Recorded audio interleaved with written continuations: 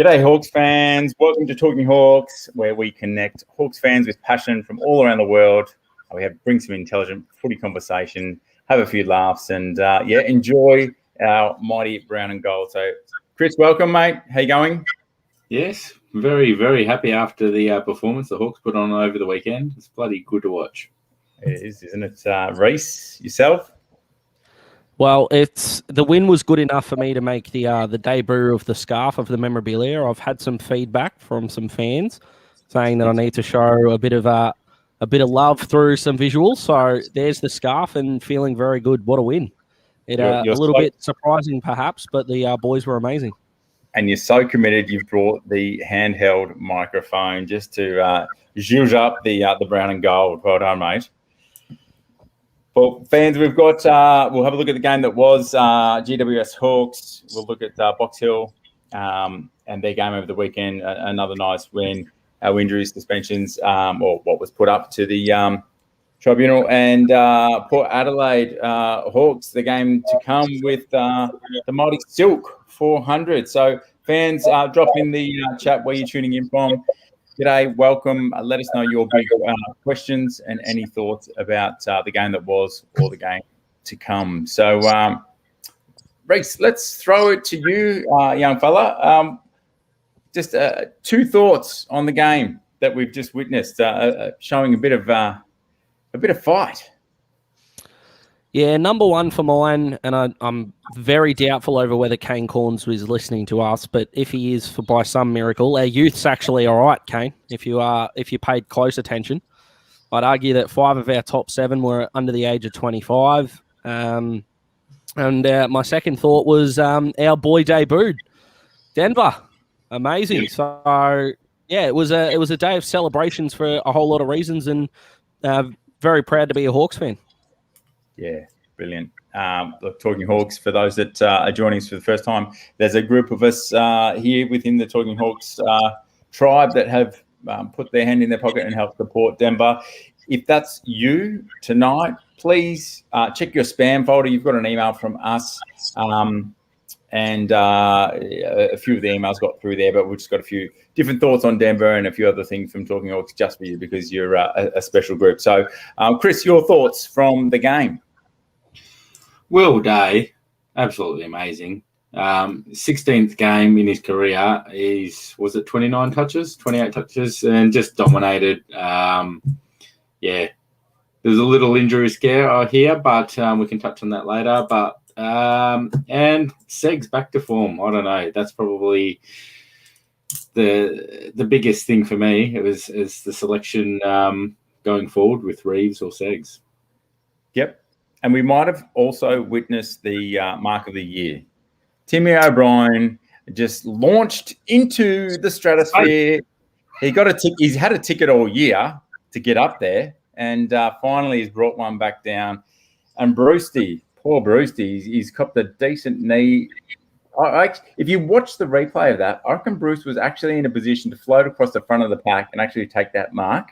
But instead, he's gone hard and he's copped a knee, he's landed on his back, and he's actually nearly filled his DAC, protecting himself to keep the massive Tim O'Brien frame coming down with the ball from landing on him. Thoughts on the mark of the year potential there, boys? Yeah, it's mark of the year so far. We've still got a way to go.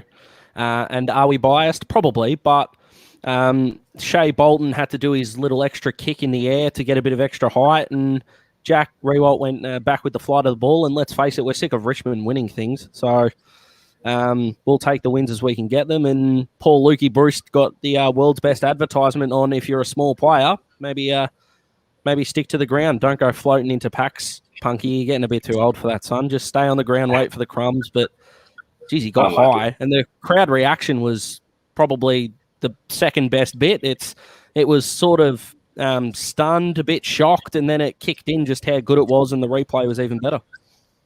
Yeah. I didn't watch Timmy on the ground live. I was just hoping he looked up at the video and watched himself do it because it was bloody brilliant. I got the camera out at that point and just shot it around the ground. There was a big roar from the Hawks faithful, and geez, it was entertaining. Even from the 7 Giants fans that were there, they even they stood up. So, look, boys, it was. How about Dylan Moore? He's been thereabouts all year.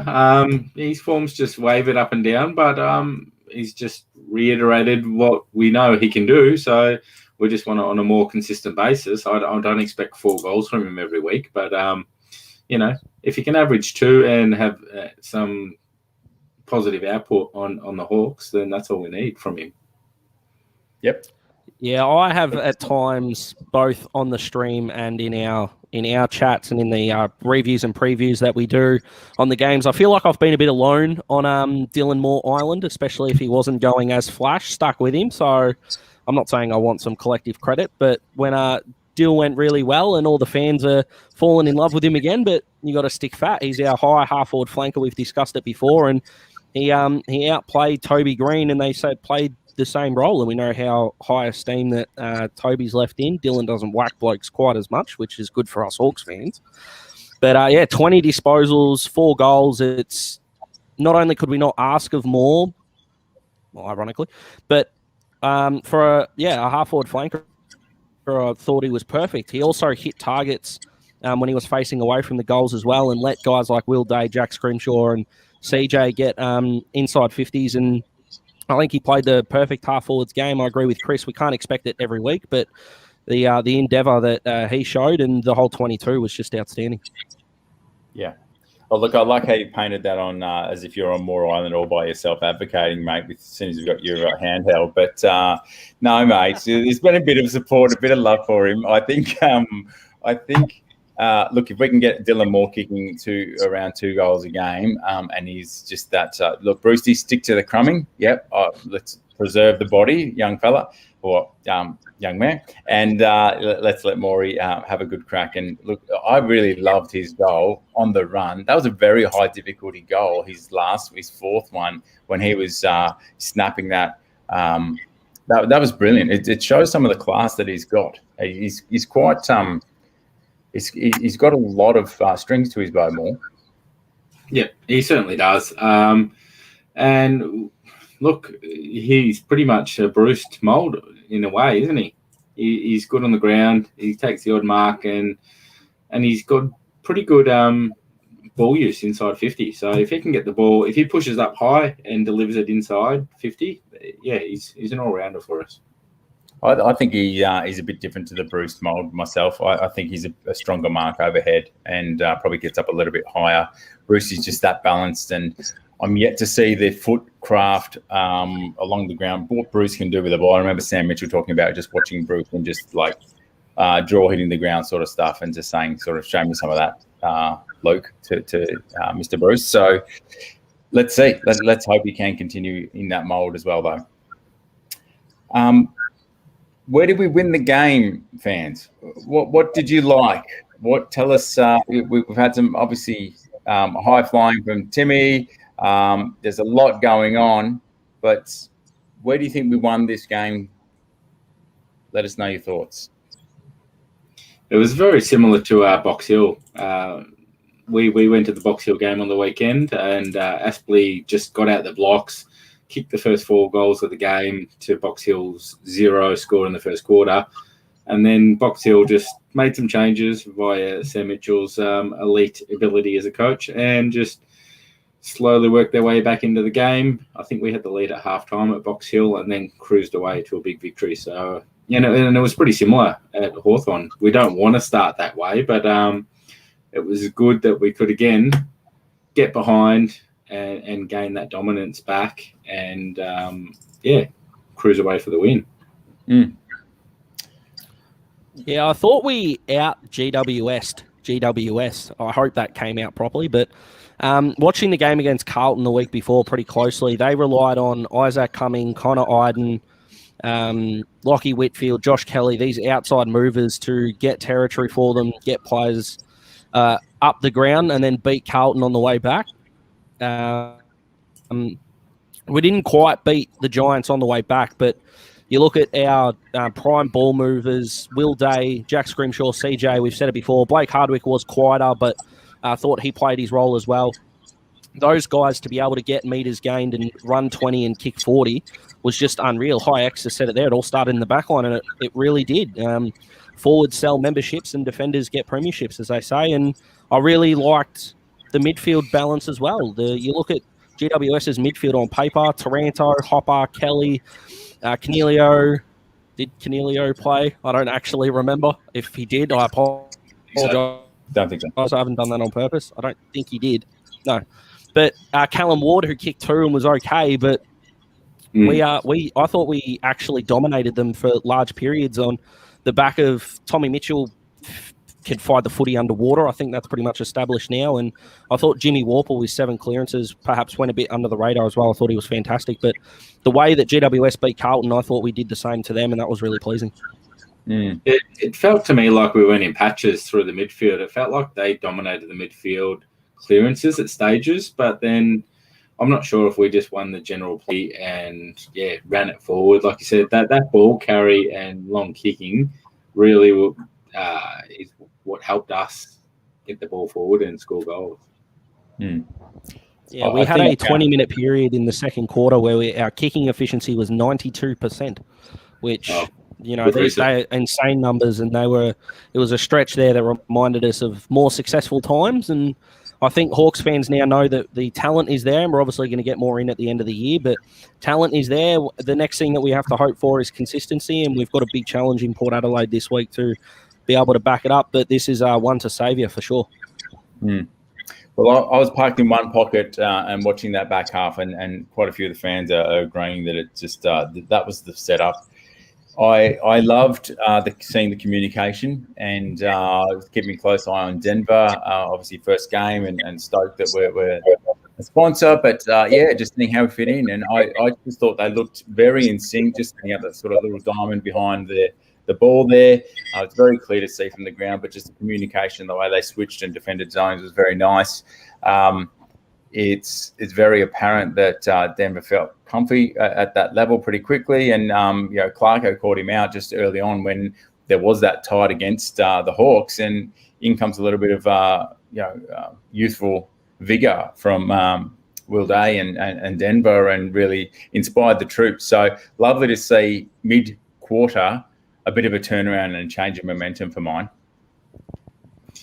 Yeah, we like I said, I had a very close eye on Denver. So anytime the ball was further up the ground, I was always peeking back to see what was going on. And like you said, he was quite often a loose man in defence, and then at times he shifted in that rotation of manning up on a certain player, and there was no one player that he was actually on. He rotated through the players, and he obviously got under their skin because who got a bit upset at him? Was it Finlayson?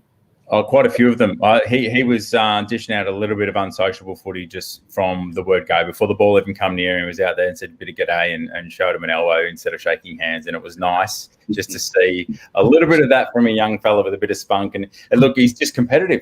But Denver aside, it was lovely just seeing him go through. Unfortunate what happened in the third quarter where he's copped a little bit of a whack. So we'll a lot of the fans at the ground. Chris, you were there. The support for Denver was pretty solid, wasn't it? Yeah, definitely. Crowd favourite and on the socials as well. And Kane Corns, big fan. What do you reckon, Reece? I'll get to that in a sec. I'll tell you, if you didn't know it already, but Denver's gone under James Sicily's wing. And I don't think there's a more sort of obvious statement in hindsight that Denver, if Sicily now is what Denver is just, don't know the age gap between them off the top of my head. I think it's 8 years, but I think Hawks fans are going to be really surprised. And Kane Corn suggesting we trade Denver for Jamara Ugle-Hagan. He's also said our youth, no good. I'd stick to Port if I were you, Kane. Not that he listens to me, but that's Kane. Just come on, get an idea. I'd love to bring him on, but anyway. If I can just give a bit of credit as well we've talked about the backline, the meters gained and all that. Kyle Hartigan came back after 3 weeks in, and demolished Harry Himmelberg. He was invisible for a lot of the game. Sam Frost went to Jeremy Finlayson, who kicked 5. Yes, it was against Carlton, but he still kicked 5. And Jeremy only had, I think, 7 touches and kicked the goal. So those boys being able to shut down the tools, I think, gave, Will Day, CJ, Scrimshaw, I think we're going to talk about them quite a lot, but those boys allowed the 3 running halfback flankers to get their game going. So it shouldn't be lost on Hawks fans that Frosty and Cole Hartigan really shut down their tools, which is a huge kudos to them. Yeah, big time. When you're not hearing about the defenders, that means they're doing a good job, hey? I still felt like we really missed Impey still, even though we won and we had a really good game and run and carry and stuff, but we did miss Impey and possibly against some other teams this year will struggle without him. Well, I think there's a wing spot up for grabs just at the moment. So Tom Phillips, I don't think is being played as a wingman. He's being played more as a half-forward flanker from what I saw on the weekend, and his form's wavered a little bit. So I think with Chris, I think if Jarman was in the side, I feel like Will Day would be pushed onto a wing or CJ would be on a wing. I don't think Scrimshaw can play on a wing. So round 1, 2022, our lineup is going to be something scary, and whoever plays us in round 1, look out. Yeah. Yeah, it'll be a good off-season, and I think there's quite a few things going on. For mine, one highlight as well, outside of a bit more, I guess, aggression, we got dominated by the Bombers in the air last week, and I think it's Paul here. There we go. Paul Edwards, faithful member of the Talking Hawks tribe. 100%. There was contested marks everywhere, and the Hawks for the match beat their season average. We were on 17 contested marks, where we're averaging just shy of 12 for the year. So there was a lot on display. There was some very impressive marks. It's really lovely to see that we can turn it around that quickly and be aggressive. And that's, I think it's a mindset as much as anything. So the fact that Clarko talked about having the chance to have a bit of reflection over the mid-season break just in the last week or two, and it looks like that's really ruminated through the whole group. Yeah, 100%. You can just see there's a lot more energy and just that confidence too. And then we've still got people knocking on the door. So that's a pretty big discussion point tonight with a couple of outs this week due to Denver's concussion protocol. And who do we have? Chad Wingard with a hamstring. So it's going to be interesting who they bring into the lineup this week. Well, let's do a little bit of an around the grounds with the fans. And, we did love that, Glenn. I think this is great. Tom Mitchell definitely giving us a lot more in the last month. Massive, yeah.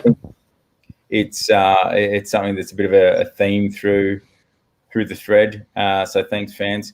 I think this and look, it wasn't just Dimmer. Dimmer did a great job, but I personally enjoyed Shaun Burgoyne coming in as the injury sub and just showing Toby Green a little bit of turf, just to remind him that he's not immortal. And welcome back to reality.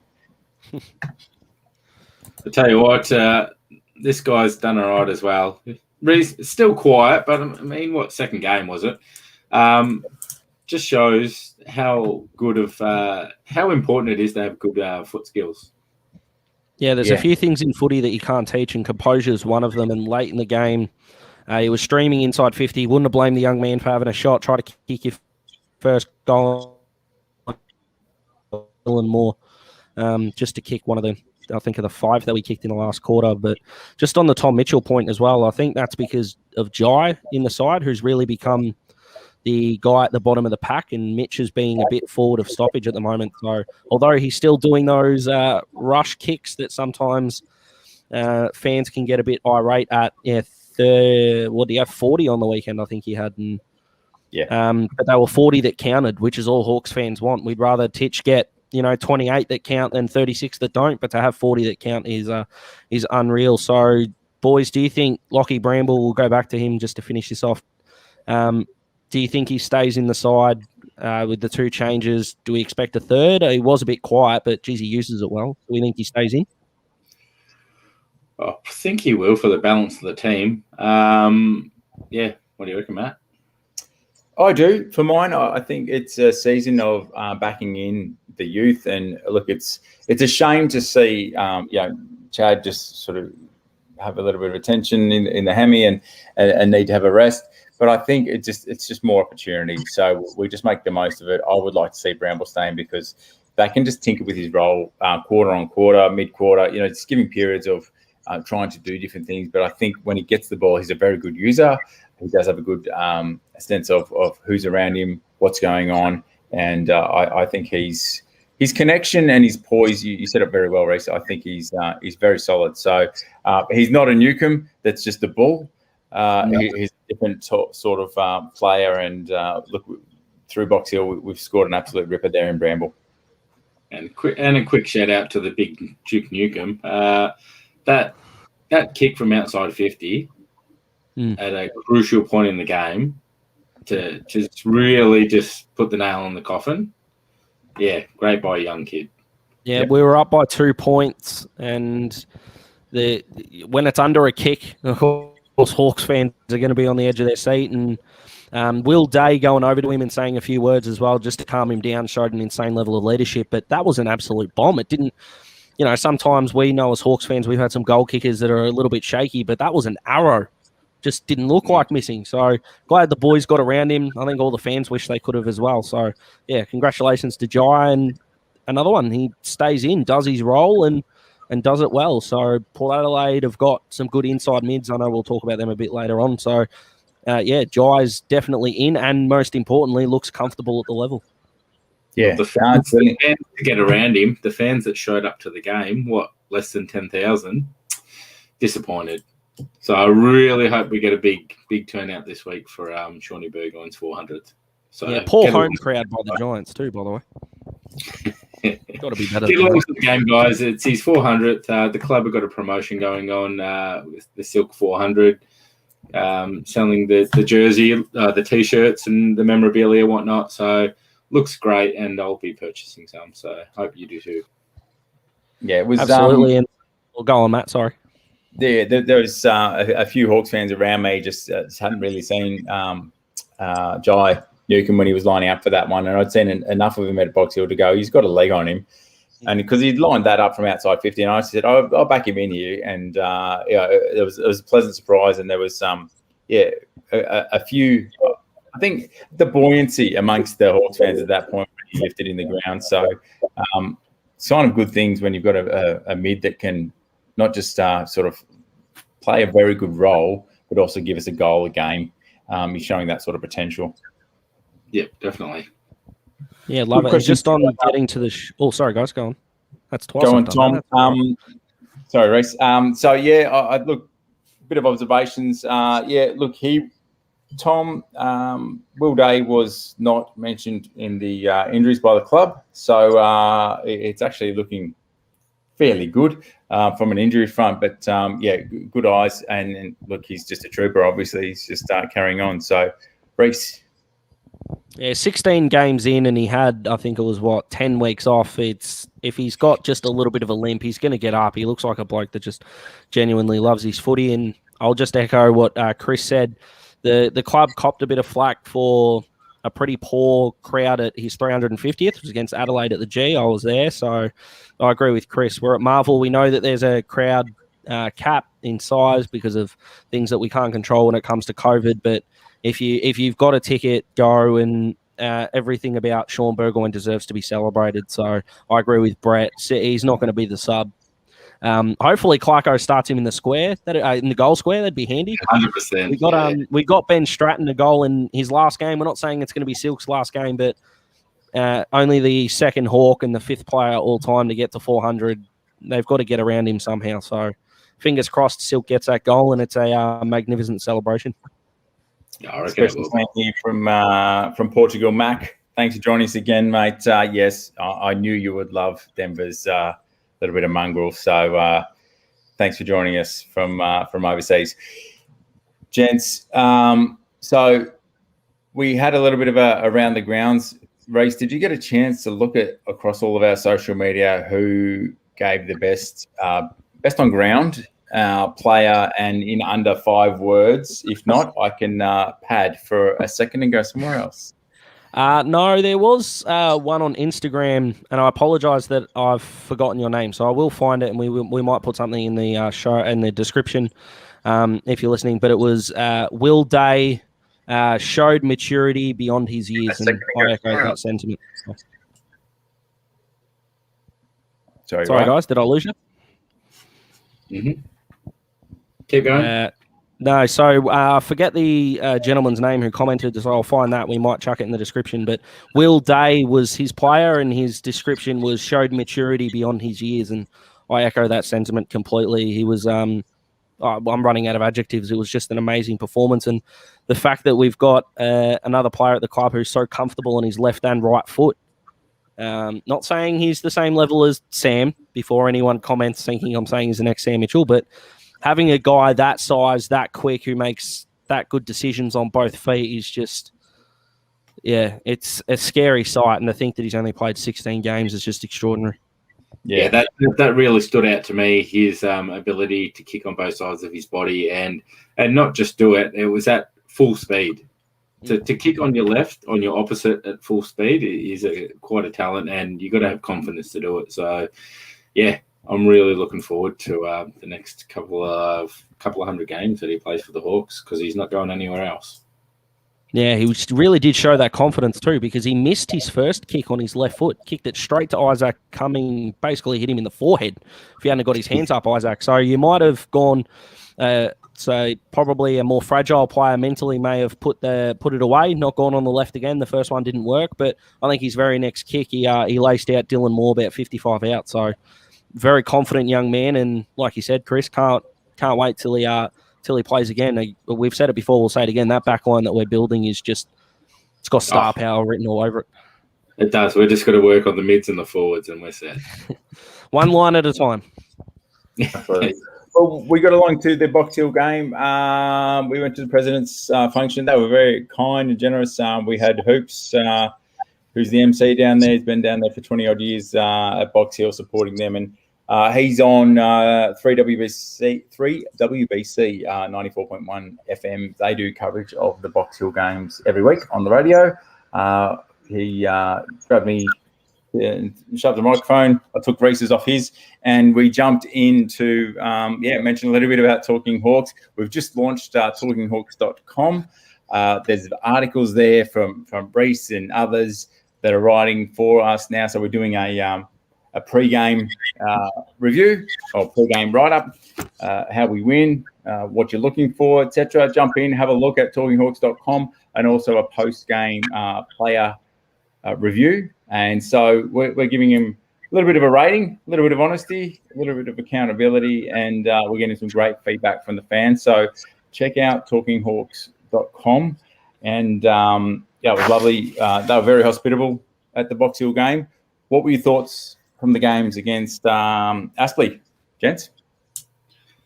We quickly touched on the game itself as far as that went ahead, but probably Reeves was good.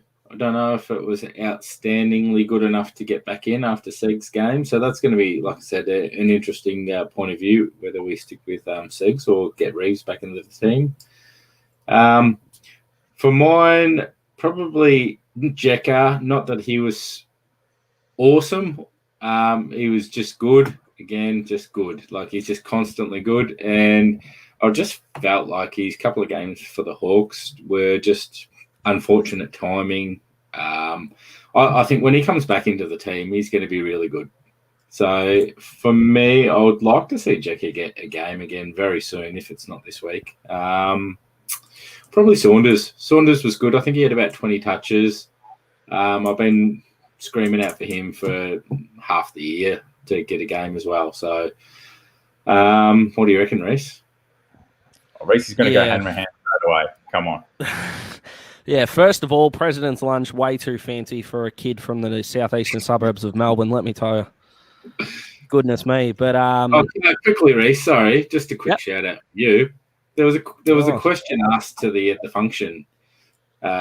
I'm not sure exactly. Let's see if the fans start, Chris. Yeah. Okay. Ask the question. Do you remember the question, Chris? Or nah, you just tell the whole story, mate. okay, so James Sicily was the guest speaker at the lunch. Spoke very well. Hoops took the Mickey out of him because he was dressed like a robber. Had the black beanie, the black top, the black pants, the white shoes. Had the cuffs at the bottom of his pants, which left a little to be desired. Come on, Sis, but that's okay. So Sis is the last Box Hill player to kick 8 goals in a game. And the trivia question was to win a radio beanie, which I've got right here. So there you go. Spoiler alert, I got it right. But which player was the player before James Sicily to kick 8 for Box Hill? And the hints that we were given is he was a listed player. No, that's it. That's all I gave. Yeah, that's it. That's all I gave. He was a listed player at Hawthorn. That's it. That's it. You've got until the end of the show. If you know the answer, we'll give you the next hint shortly. But we'll keep an eye on the thread if you know that and don't ask Uncle Google. So let's see how we go. But Reece was very well regarded in his football knowledge as a young fella, and asked why he's hanging out with these old blokes doing this. So clearly he's got taste hanging out with us. But apart from that, he knows his stuff. So. A few guesses coming through, none so far. Keep them coming. Look, for mine, Hanrahan was very good. He's 2 weeks in a row. I think it was 30 this week, 27 the week prior. Hanrahan, it's unfortunate that he doesn't get to play through the midfield at all when he plays at the AFL level. But look, what more can you do? He's playing his role at Box Hill when he goes there. He's getting the hands on the ball. He's very good. So I think he should be a very, very solid looking to get in for this week. Yeah, I'm not sure he gets in, but a shout out to... Sorry, Chris, go on. Yeah, sorry. So we're losing Wingard. So Wingard's just that role that Ollie could feel pretty easy, I think. Yep. Right, keep going. So the other player that I want to give a shout out to, Connor Nash, a little bit maligned by Hawks fans, had 28. Played sort of all over the ground. I think at the first bounce I saw him on a wing. Then went inside mid because Finn McGuinness was tagging Ryan Bastanak, for all the footy fans out there, former Ruined Lion. So Finn had that job. And Connor was another big body in there and had 28 and kicked a goal and looked really, really comfortable as well and used the ball quite well. So if he can keep up that sort of form, who knows about a recall, but really encouraging performance. And as Chris said, the Aspley kicked the first 4 goals and then the Hawks just completely took over. And I think Chris was a bit harsh on Emerson Jacker there. He's had 20 and kicked 4. What were you after from the big man? Just that he was just good. He was just good. What did you expect? What did he not do that you were looking for, Chris? 25 and kick 6? I don't know. He was just good. Not outstanding. He didn't kick 8. All right. I've been screaming out for him all year. Yeah. So all right. Let's. He'll be in the team soon enough. Did we have a correct? Have we had a correct guess? No, we've just given him some feedback. Some good pot shots, but can you give the next clue, Reece? Because it's not Zach. I don't Dawson, need to. We've had a correct answer. Oh, did we? Yeah, Scott Williams, Zach Dawson. Bang! Hey. Congratulations, Scott. So, we didn't get Uncle Google, so I needed the second hint that he played at 3 clubs and followed Ross Lyon. That's when it clicked for me. So a lot of guesses included David Mirror and some forwards that we had at the time. So yes, it was Zach Dawson. Not sure that you're going to get the beanie off me, Scott, but congratulations, mate. Well played. Scotty, as our masked man, he took out Toby Green. He was not at the ground, but he was at the ground, and he had the sniper rifle up in the stands. Come on, Scott. Yes. So one of our clues we were told. We were told we'd be surprised. So it might have been a defender who kicked the 8 goals. So yeah. there's a little bit of surprise from the fans. Anyway, it was lovely. Get down to the Box Hill games if you can. There can be some crowd limits, but the president lunches are great. If you're interested, just shoot us a message on any of our socials. We'll put you in touch with Troy at Box Hill, because they really look after you. It's a good event, and then you can enjoy some good footy. And look, there was quite a few. We saw Justin Reeves, Jeff Kennett down there, and probably about 8 odd AFL players down there. Abby Holmes, just checking out her fella, as Keegan Brooksby did all right on the park. So yeah, he was solid. Yeah. So hold on. I said I would help out here. Levi. Daggy, hit me up. What's going on with Levi? Who is your favourite player, Levi, or what is your question for us tonight, big fella? Love young Levi.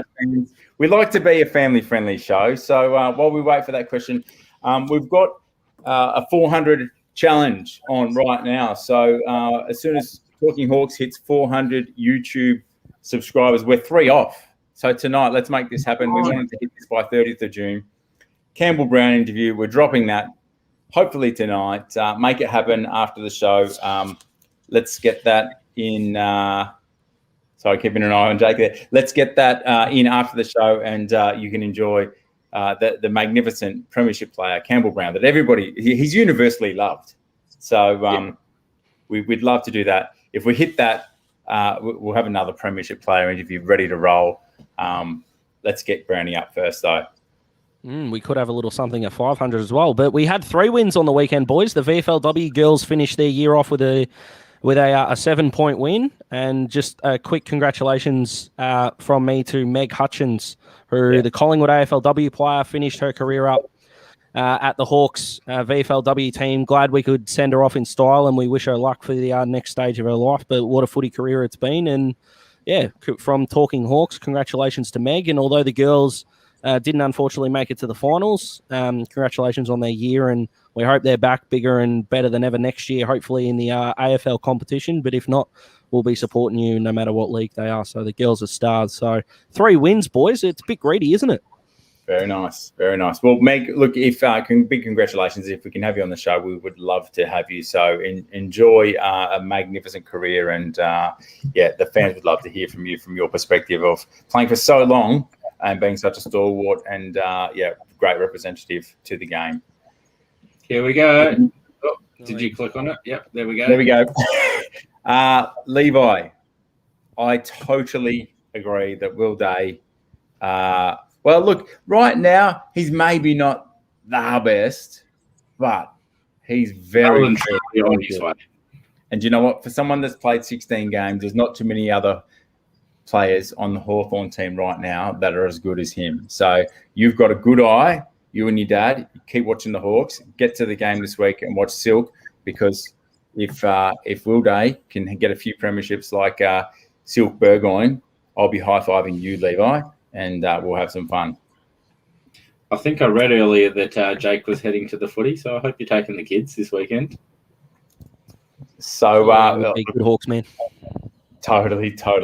So, Jekka, hopefully you look coming into the team. We've got some injuries there, boys. While we have a quick look at that, there was a couple up for some looks at the tribunal. Nothing that's going to be untoward and cause anyone to miss a game.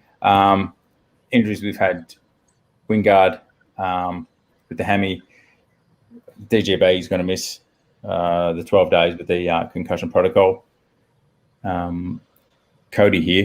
Is that you, Chris? Sorry, I was going to wait for you to finish. Callow, we watched Callow on the weekend at Box Hill. He was quite good. I think Jack is ahead of him. What do you think, Chris? Yeah, Jack is ahead of him, but justified why we had so much love for him in the preseason and why we picked him up in the mid-season draft. His hands, he's got sticky hands. He does. If he can spoil it off him, then congratulations to you as a defender. And I think he's got a bit of work to do with his tank. Not that I'm going to judge you, Jackson. No, goodness me, but. Yeah, he covers the ground really played a well, bit and also deeper, has didn't got footy IQ, which is amazing.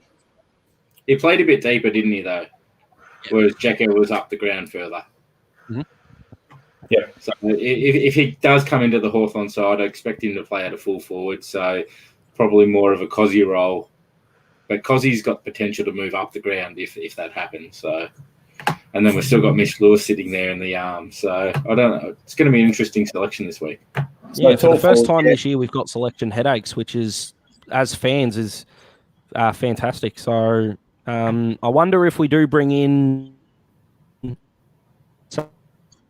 tall defence this week. If Port play Mitch Georgiades, Todd Marshall, and obviously Charlie Dixon's going to play, maybe there is a need for a third tall defender there. But who do you think we bring in for DGB, boys? Well, so we just got back Hardigan from suspension, Frost for a third tall. Scrimshaw might have to play the third tall position and not be so much of a running back, maybe. Any ideas, Matt? Look, or you got something, Reece? You're going to answer? Well, Mitch Lewis is sitting there. So in terms of finishing the injury, Mitch is a concussion test. If he were to come in, Tim O'Brien could swing back if we need to, but that might not be a permanent fixture for the whole game. We might just swing for a little bit, and a little bit of thoughts agreeing with that. But here's a good one. Troy thinks maybe big boy down back. And that might mean look, Reeves did well. I don't know if he's if Segs is making way, probably not this round. I think he's really going to have to knock down the door to get in. But for mine, we've got options already in the list. So I don't know if it's a new in. It's probably Big Boy or Tim O'Brien for me. Yeah, if TOB goes back, we're still going to have to bring someone else in. So probably for the first time this year, Hawks fans are really going to be, oh, there you go, O'Brien down back, Jacker in, 3 talls. I do like this. It'd be 2 talls, yeah. I do like Jacker coming in, especially because Port's backline so undermanned. Famously against Geelong in last year's preliminary final, Trent McKenzie played on Tom Hawkins, and I kind of like the idea of Tom Jonas on Cozzy. I think Cozzy has got the skills to take Jonas into places that he doesn't want to be. So if someone like a Trent McKenzie does line up on Jacker, I think he'll have the confidence to perhaps take advantage of that. So, yeah, I like Jacker in personally. And what do we think of the Port Adelaide game, boys? Just if I can just finish on that, I don't think Nash will quite get in. He's been quite a utility at Box Hill level. I think with what I saw in the back half, you'd be more inclined to bring in Greaves, which just that settled. I don't think we need the extra run that perhaps Nash tries to bring, even though, looking at the game ahead, I think, look, what an amazing match. I think Silk being celebrated, I really do think the boys will get up. I think Clarko will pull a rabbit out of the hat. I tried to use that quote last week. I'm just thinking of it again. And we'll actually put on a very good show. And I think that contested ball is the new brand that we should be expecting. And look, if we can compete in the midfield and keep that pressure, that tight back half, and our attack begins out of the back half, you just never know. If we have an aerial game like we did, I don't know the difference between the Essendon game and the Giants game, why we were being dominated in the air compared to then dominating in the air. But if we can bring some of that, I think we're in for a cracking game. Oh, we've got our highlighted guest today, so let's run back to him. Here it is. Levi again. What do you think, guys? CJ showing a bit of aggression towards his teammates. Did you see that? I don't know that I've seen it. No. Yeah, if it's the incident that I'm thinking of, it might have been Will Day communicating CJ to pick up a player who was running to the bench. And I think CJ was kind of gave him a bit of a, are you serious? But other than that, that was the only sort of time I saw. I mean, he's been a pretty big gesticulator of his hands, CJ. He's quite passionate when he talks on the footy field. So, I'm not 100% sure what incident you're talking about there, Levi, but aggression in the back line is what we built our premiership success on. So it doesn't matter which defender it is, or we'd love all of them to. If they can make themselves accountable on the field and their teammates accountable on the field, it's going to make our 18-man team defence a whole lot better. So, love it, Lever. Yeah, everybody's accountable. So if someone's doing the wrong thing, someone's got to point it out. So, yeah, good on you, CJ, if you're stepping up to the plate. And it makes for a very good game. We're getting a win on the weekend just gone, keeps us off wooden spoon territory. And I think, look, we'll start to move towards your tips for this round. Any thoughts on what you think we need to do that might be different to the game that we've just seen? Chris? Probably not. We just need to shut down their forwards. They've got a great forward line when they're on fire, but that comes from the midfield delivery. So if we can just, again, it always comes down to that midfield battle. We need to win this midfield battle, and our backline will hold up. So it's just about us getting the ball. If we can move the ball like we did on the weekend, run and carry, take the game on. It was like a game of two games. When the game was there to be taken on, we did. We moved it quickly. And when we needed to slow it down, chip it sideways, slow the ball game down until our forwards move down and then go. It seems like it's starting to click and the new players are just playing their role. So if we can do that, like we did on the weekend, we're a good chance of winning. So Stephen's come back to my point. If this is the ingredient that gives us a win and keeps us competitive in the air, then Stephen, are we all set this week? Let us know if we're good to go again against Port, because Port's a very different unit to GWS and the Bombers. So, Reece, your thoughts on what we need to do to win, and then we'll throw to the fans for a margin and a winner. Yeah. I won't give too many secrets away because you'll be able to read it all in the magnificent preview that'll be up at talkinghawks.com on a Thursday night, Friday morning. So fans, look out for that for my full thoughts. But just the stat that I'll give you, boys, we've won 19 of our last 21 games, having 10-plus marks inside 50. It's all about that delivery, because even if we're losing the midfield battle and we get the ball back, if we're not hitting our forwards up, we're going to have no chance. So the delivery inside 50 was elite last week, and if we can hit up the boys who we know obviously can score when given the opportunity, so it's up to the midfielders and the rebounding halfback flankers to hit our forwards and put them in good spots. And I've just got a sneaky feeling Cozzy might kick a bag. But Reece, it makes a huge difference when Tim O'Brien's taking marks versus dropping sitters. It helps. Okay, I don't want this to come out the way it just happened in my head, so that's why I paused. He only took 5 on the weekend. The way that some fans were rightfully carrying on for the amazing grab that he took, if you take that one out, it was 1 per quarter, which they all count, magnificent. And the goal the other goal that he kicked was from pushing the back. So, look, we need everyone taking grabs. I wouldn't care if Luke Breust came out and had 16 marks. As long as we're clunking them is all that matters to me. So it's a bit like Clarko said in 08 when it came to kicking goals. We don't care if it's Buddy kicking goals as long as it's Hawthorn. So we don't care who's marking it as long as they got a brown and gold jumper on. I like it. Yeah. Brilliant. Well, let's throw to the fans just for your thoughts on a winner and the margin. But just before we do, I'd like to thank Base Compression for supporting Talking Hawks, so partner through 2021 on talkinghawks.com. If you would like, as a thank you from us to you, if you'd like to use any of their amazing streetwear or compression wear gear, a la, I won't say the other names, but Base Compression, very well made. Australian stuff. We've had good comments from some of the other Talking Hawks fans that have bought it that are competitive playing sport themselves. They love the quality and the feel and the support.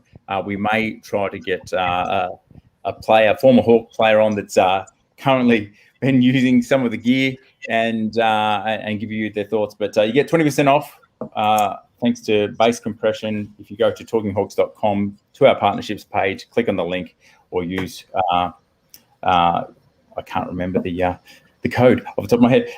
So go to our website. Put it in the description. It's okay. Yeah. In the description. But Base Compression is worn by NBL players. Who else is wearing them? They're out there. they're putting out a good product. Yeah, the Victorian Amateur Football League or Association, partners as well with base compression. So the round ball game, football, soccer, and at the highest level in Australia. So and the Melbourne United, who just won the NBL champs. So there's a number of high level sporting teams that are using their gear and loving it, Australian made. Get around that. The final thought, just as you put your comments. If you would like, I've got a bit of I've got the feelers out there. I've got a former Hawthorn assistant coach that we could get on the show.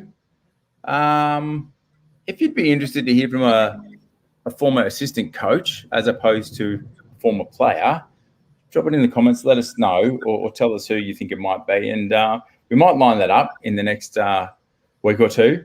But keen to also get Joshy Gibson back on. If we can get Campbell Brown up to the 400 subs on YouTube, he also said he'd come back on. So you'll enjoy that interview when we get on it. So, all right, back to this game. Silk, 400 games. Amazing.